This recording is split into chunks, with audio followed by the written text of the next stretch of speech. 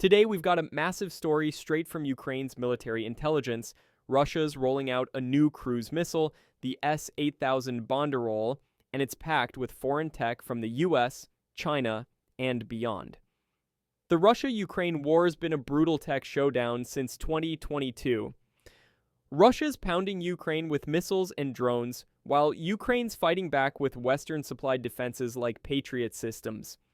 Now, on May 12th, 2025, Ukraine's Defense Intelligence, or HUR, dropped a bombshell on the war and sanctions portal. Russia's been using a new cruise missile, the S8000 Banderol, to hit southern Ukraine since April. And it's not just any missile, it's a low-cost, high-threat weapon with a global supply chain that's dodging sanctions. So, what's the S8000 Banderol? Built by Russia's sanctioned Kronstadt group, yep, the same folks behind the Orion drone, this missile is launched from Orion UAVs and might soon fire from Mi-28N attack helicopters. It's about 5 meters long, with a 2.2 meter wingspan and a 30 centimeter fuselage.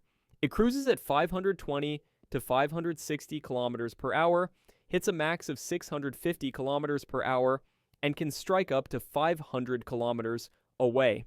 That's enough to threaten cities like Odessa from deep behind Russian lines.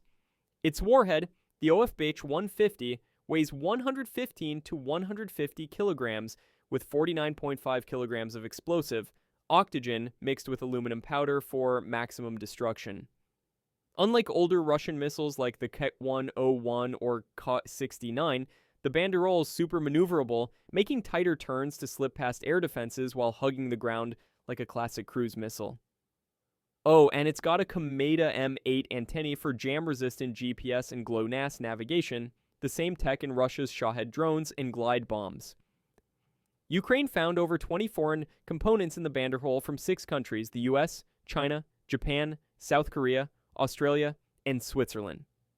Check this out. It's powered by a Chinese Suiwin SW800 Pro, a 95 jet engine, an 8.5 kilogram turbojet you can literally buy on AliExpress for about $16,000. It's meant for model planes, not missiles. Then there's 10 American microchips, Japanese Murata batteries, South Korean Dynamixel servos, an Australian RFD 900X telemetry module, or its Chinese knockoff, and a Swiss ST Microelectronics microcontroller. How's Russia getting these despite sanctions? Ukraine points to Chip and Dip, a huge Russian electronics distributor sanctioned by the US and Ukraine, but not by Japan, Australia, or the EU. Russia's also using shell companies in places like China, Armenia, and the UAE to funnel parts. With 30 companies tied to the supply chain, it's a sanctions loophole that's keeping Russia's war machine humming.